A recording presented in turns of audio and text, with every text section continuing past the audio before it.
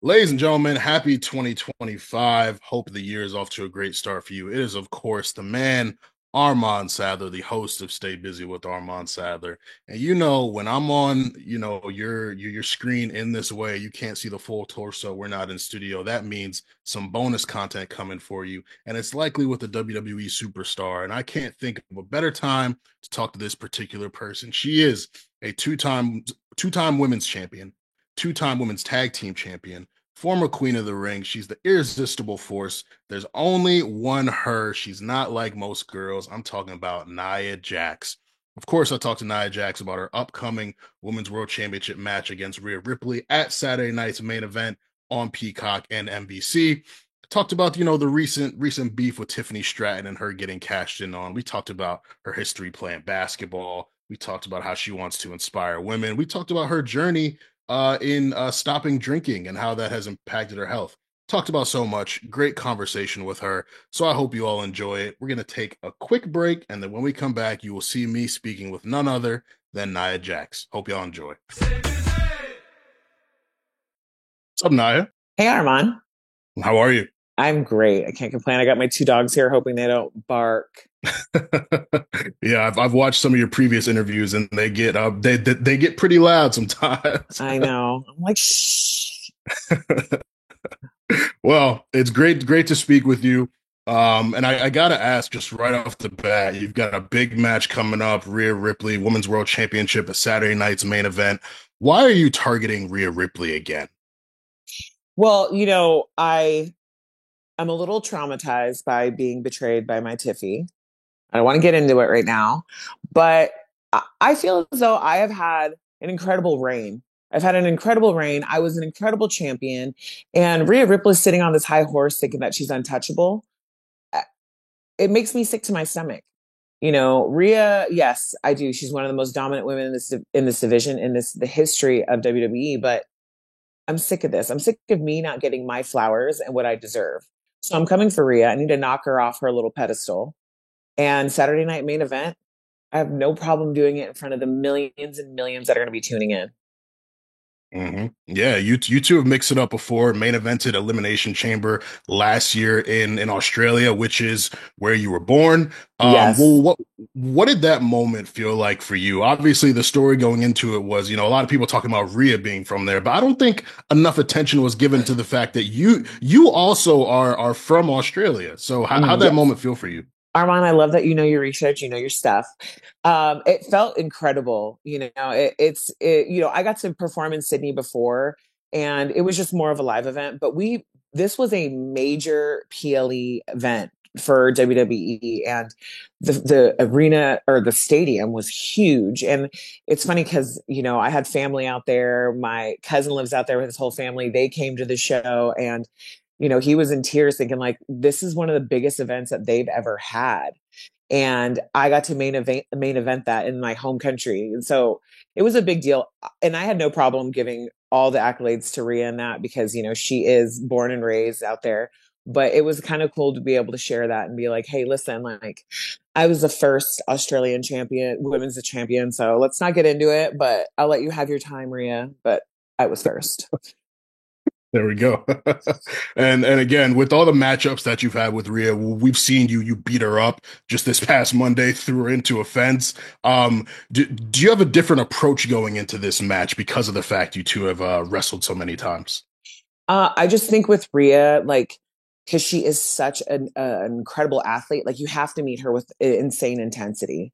Like sometimes I take a little time to like pick at my opponents, but her, I think I'm just gonna have to go intense and hard hitting. Because she's one of our top athletes. I can't just, we tried it before when we did the PLE, and I've gotten better. I've done my research. I know that I got to come in a little bit stronger on her.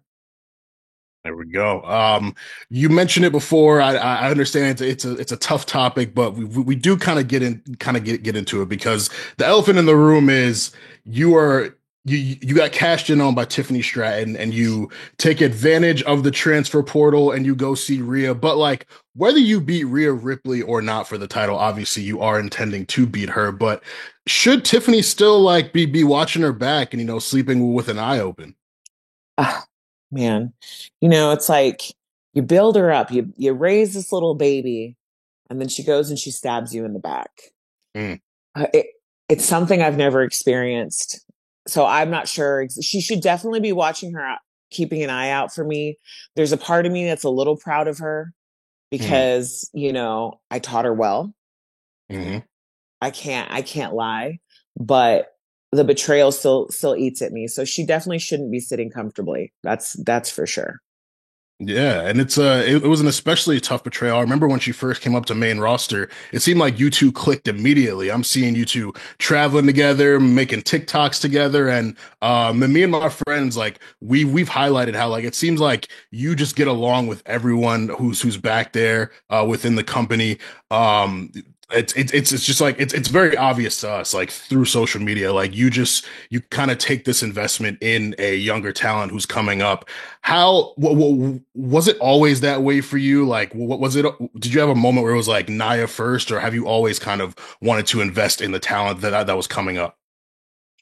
Well, I tend to I have a big personality. I come from a big family. We never leave anybody behind. It's always, it's either all of us or none of us. So that's kind of my mentality when I go into, and I played team sports my whole life. So I always believe that you're only strong as your weakest link to make sure that everybody feels at home and comfortable, because if they don't, then they won't feel comfortable in what they're doing. When I saw Tiffy on the plane to Australia, I saw her at Royal Rumble, but when we got on that plane, it was a 20-hour flight, by the way. Oof. Sitting by herself, I just said, listen, I'm going to take this little one under my wing and help her out, make her feel comfortable, let her know that she's got a place here, and to guide her in any kind of question she has. And, if she makes a mistake, I'll put her back on the right track. I've made plenty of mistakes. So I wanted to make sure she was okay. And I do. People have done it for me, and I have no problem doing it for others. That's awesome. I love that. Well, one thing I noticed throughout this storyline with Tiffany, the internet got very impatient with all of the cash-in teases, with all of the is Tiffany gonna do it? Why is she running up to the ring and then turning around? Naya's bullying her, blah blah blah. For you, how do you feel about how that all culminated to that moment where she cashed in and won the title on the very first SmackDown of 2025? Well, you know, it, for me, she's the youngest Miss Money in the Bank. Like I didn't think she was ready. I think she was trying to attempt to try to fill some big shoes. Like there's some big shoes to be filled if you want to be the champ. And I think she was hesitating. She wasn't sure. Plus, it's always fun to tease the fans. They always like to think they know better, don't they? Hmm. They always think so eventually I think once there were so many teases, they got numb to the Hmm. tease. So I thought it was beautiful. I do. Like I said, I'm torn. It was a beautiful moment to watch my Tiffy become champion. Now, being at the other end of it, did it hurt a little bit? Yes.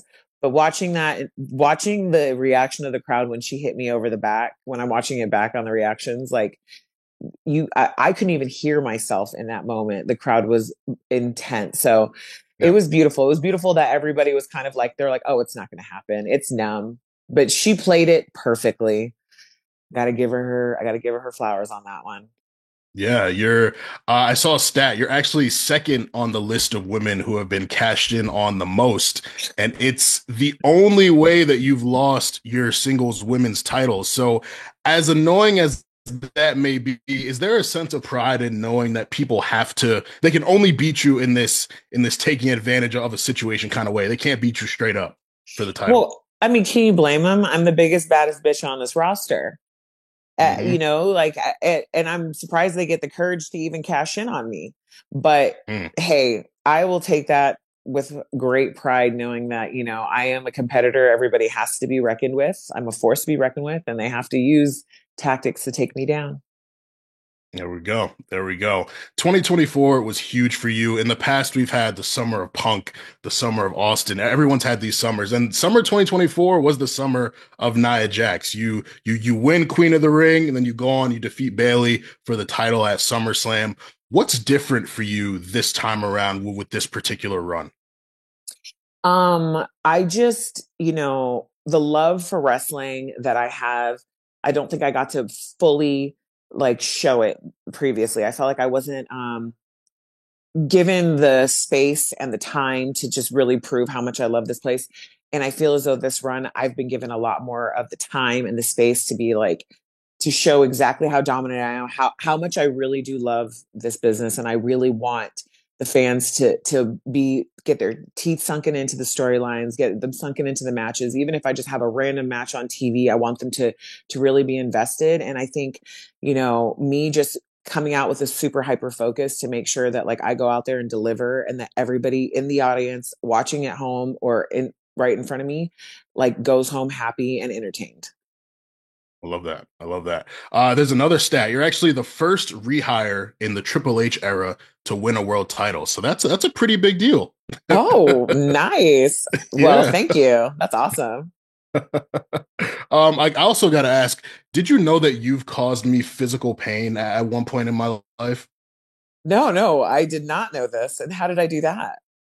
That annihilator that you hit to Lyra Valkyria at Queen of the Ring, I felt that in my chest. I think everyone watching felt that in their chest. Like, can you take me back to that moment and like what you were thinking? Like, were you scared about like really hurting her with that move? So it was something that was suggested that we do just something different for the Annihilator. And Lyra Valkyria is one of this new talent that I think is one of has the most potential. I love her. I loved working with her. And so I wanted something different for her. And we kind of rehearsed it, but obviously you can't really go full speed with that in rehearsal. You kind of just have to go with it.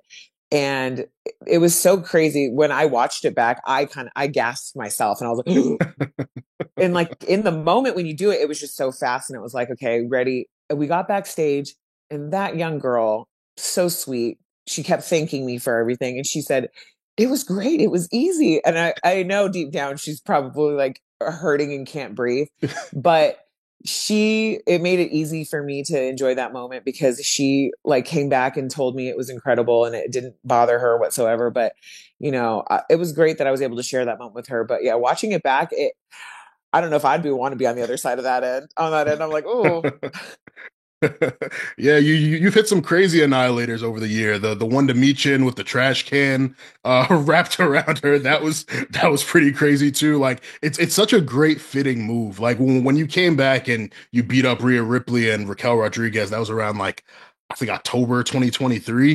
It was just like this really fits the character that you were trying to portray on screen, being this super dominant, I'm gonna literally squashing people. Like it's been really awesome to watch. thank you so much. Yeah. Um. Now you're also used to winning championships even before coming to WWE. Back at Palomar College, you were on the 2002-2003 roster, winning the Pacific Coast Athletic Conference Championship. I saw an interview where you talked about how you don't get to play basketball as much these days, but do you miss hooping? I do miss hooping. It was like it's like a like wrestling is a physical sport. I took basketball as a physical sport too, so I do miss like getting in there and having fun. Like my passion for basketball transitioned over to my passion for wrestling. But sometimes Bailey grabs the ball because she played basketball as well, and she likes to Mhm. shoot it up every now and then. And maybe one day I'll challenge her to a one on one, and we can really see who's a better baller. You just stole my next question. I was gonna ask, like, do you think you could beat Bailey in basketball as well as the wrestling matches you beat her in? But there we go. Yes, I think I could. I also read that at one point you were considering going to the WNBA before you attended WrestleMania 28, saw John Cena versus The Rock, and decided wrestling was the path. But like looking at the WNBA now and like how it's grown, how big it is, you got the Caitlin Clarks, the Sabrina Ionescu's. Like, how cool is that for you? Do you get to watch a lot? Yeah, well, so whenever I do catch it, I'd probably be like in an airport, like as I'm about to catch a flight, like in the bar. It is so amazing to watch that. Like, what I really enjoy is that seeing all these young girls like watching these women and showing up and wearing their merch shirts, their jerseys, supporting and like getting autographs. To me, like it gets me emotional because I'm like, it's such a beautiful time for women's sports, like women in sports and young girls watching. And like when I watched Caitlin Clark, I was like, watching this girl, I'm like, who is this girl? Like you can't help but like be glued to the television. And so I'm like, this is such a beautiful thing because now young women all around are just going to be motivated to be doing something as special as what she's doing. Yeah, no, absolutely. And with you in particular, people always had one view of women in WWE. And over the years, the diversity of talent has been highlighted. How do you want women to feel when they see you on screen and thriving in the way you have, winning championships, winning Queen of the Ring, being on the WrestleMania posters, on the Vegas commercial? Like, how do you want women to feel when they see that? Well, for me, it's always been like it's so beautiful right now that I'm getting to enjoy these things. But there was always a lot of no's that came my way, right? A lot of like, hey, you don't fit it. Hey, you're too big. Hey, you don't move this well. So a lot of the no's that I was presented with previously have led to all these great yeses for me now. So I hope that when women see me, they don't think like, oh, she just got there like out of nowhere. Like there were a lot of heartaches, no's, crying, like bottom of the barrels. Like I'm emotional, but like I want women to know like it wasn't just this great path. Like there's going to be some adversity in your way. And I hope that's not the end of it. I hope you take that to the next level. Like use that as your fuel to get to your yes. And so for me, that's what I want when women see me like, oh, she's gotten here, but it took a lot of no's and a lot of, walls to get through. And I'm very grateful for it all. Yeah, no, I remember watching like Total Divas and watching wrestling with my ex-girlfriend, and she immediately gravitated towards you. She was like, "Nah, Naya's a bad bitch. She fine. I love her. That's my Oh, favorite." And this was like right around when you won your title at WrestleMania 34 against Alexa Bliss. So I was like, "There's no better time to be a Nia Jax fan." So, oh, you're definitely inspiring and motivating people for sure. thank you. Thank you so much. Absolutely. Sorry to get you a little emotional. So let's make you laugh now. Okay, good. Your social media presence, you're definitely one of my favorite follows on Twitter, now called X, whatever you want to call it. But you just have this knack. Like it's certain people who just get Twitter. Like they just completely get what to say, how to say it, when to say it. And you and these snappy replies to fans, it's absolutely hilarious. How much fun is it for you scrolling through, seeing all the nonsense that people say and just being like, I'm gonna get at this person and that one I can ignore. Like, how much fun do you have doing that? I have a good time. Like, so I've said this before. Like, I grew up in like, a Samoan family. Like, we just roast each other, and like big families, you tend to just roast each other. So like, my brothers would roast me on something, and I would always like, oh, I got a good one. I'm gonna step on his neck with this one. So like, when people are on X, like they think they're hurting my feelings, and like, trust me, what you have said, there's nothing compared to what my brothers have roasted me. Actually, my mom is one of my biggest roasters. So it is funny to me where I'm like, oh, I can get you pretty good with this one. I'm like, sometimes like, oh, am I gonna get in trouble for that? But I do have a good time when I come with some good little quip comebacks with them. But Mhm. it's all in fun. And I know that like at the end of the day, that's a part of wrestling. That's a part of what we do now. Like wrestling has like grown into the social media thing as well. Like instead of them just coming to a show and roasting me, they love to go on the internet and roast me. It's like, okay, well, I'll give you a little bit of action there too. Why Mhm. not? There you go. There you go. People had a lot of fun with you and Tiffany's partnership on social media as well. Did you see the meme where someone said, "Why is Jennifer Lopez choking Sabrina Carpenter?" I did. I saw that. Oh man, what a compliment. I was like, but no, I did see that one. I thought it was hilarious. And you've also had a lot of funny moments in ring too. Like there's that clip of the Women's World Championship Battle Royal where the referee is holding the title up and you just stand right next to her and just as the girls say, serve and face. Like There's times Shayna, because Shayna's one of my closest friends, my old tag team partner. Mhm. She's like not she knows me. She's like, I black out. Sometimes I don't know what I'm gonna do when I'm out there until it just happens. And they're like, do you remember doing it? I'm like, I did. I was like, oh man. Like I'll just do things like randomly. She's like, they call it live event Naya, because if you've ever seen me on a live event, there is nothing I won't do.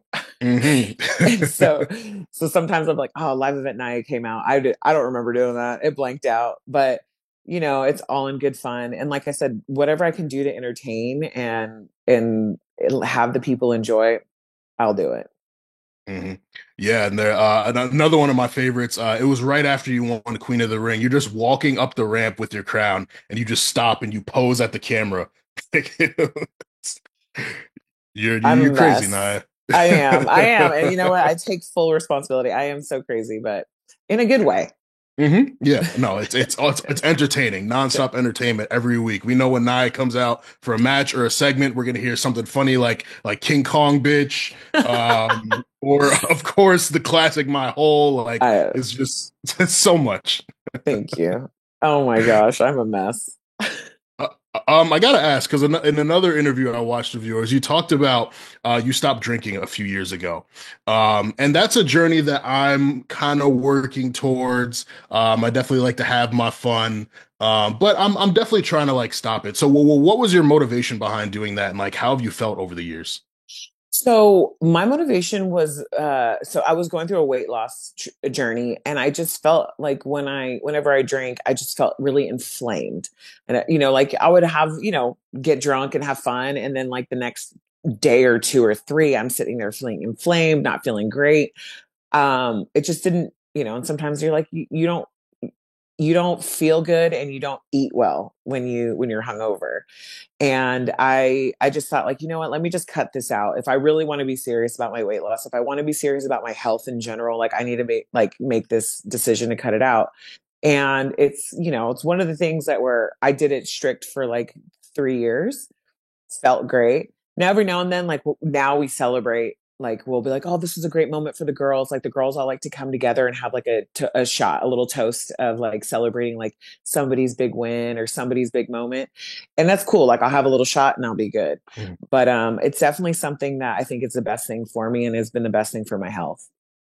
That's awesome. I love that. I love that. And you Thank also you. picked up Pilates recently, which I've never tried Pilates. I've heard great things about it. I saw Seamus and Maxine's video where they're just bending their bodies in ways I don't know if I could ever do it. What's the Pilates journey been like for you? And are there any other forms of like working out, fitness type stuff that you want to try next? So Pilates was something where, like I said, when I was feeling inflamed, like it just was an easier, it helped. It's very, mind body connection when you're doing Pilates. And so it helped a lot of my inflammation, a lot of like anxiety in my head. And then it just grew into something I became obsessed with. Maxine, I've done with a few times. I call her the Pilates queen. She's amazing. But I've grown to love that. And then I also pick up pickleball. Mm. Like I love pickleball. I signed up for my church pickleball team, and I would go every weekend and play with some of my church members, and it became like cardio. I got way too competitive in it. Some people had to like tell me to calm down, but it was something that actually, anything kind of like activity wise to get myself moving, I love to do. And pickleball is like it's another one I think that helped me lose some weight. Mm. That's incredible. That's incredible. When you look back over your career, I mean, I think people would obviously point to the WrestleMania 34 victory or the SummerSlam 2024 victory or just some of your most classic moments. But is there anything like you look back on fondly and would call like a favorite moment that maybe people wouldn't expect you to pick? Wouldn't expect me to pick. So it's a moment that like nobody saw, but I was in the men's rumble in 2019.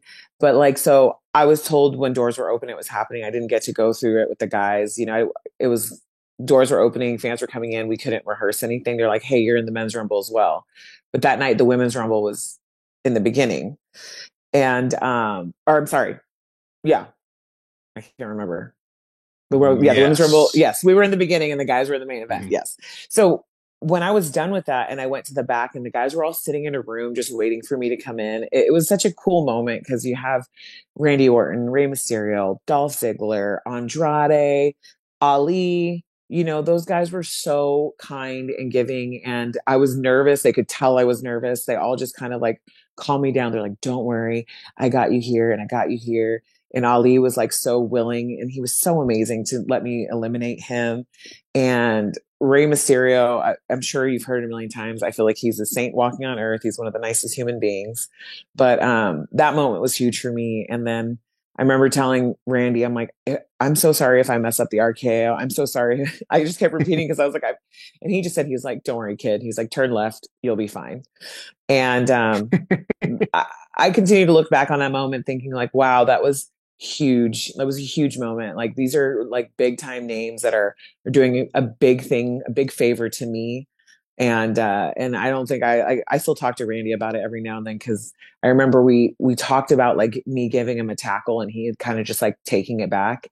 And then I'll never forget I tackle him and he bumped. And I was like my stomach dropped. I felt like I couldn't breathe. And I was like, and I remember saying like, I couldn't believe you bumped for me. And in the wrestling business, like it's, you know, it's considered a big deal to have somebody like Randy Orton bump for a girl like me. And, you know, like those are the moments that I look back and I'm like, that was something so unselfish of them to do for me. And I'll never forget that. I love that. Love that. Shout out to the guys. Yeah, they're great. They're great. Yeah. Well, Naya, we want to thank you so much for your time. It was so amazing talking with you. Definitely looking forward to the match, Saturday night's main event on NBC and Peacock. So listeners, make sure you tap into that. See Nia Jax go at it once again with Rhea Ripley for the Women's World Championship. Do you have a final message for the listeners and viewers? Yeah, go watch me kick Rhea's ass on Saturday. There we go. Simple as that. Nia, congrats on an amazing 2024. Looking forward to a great 2025 for you. And thank you again for your time. Thank you so much, Armand.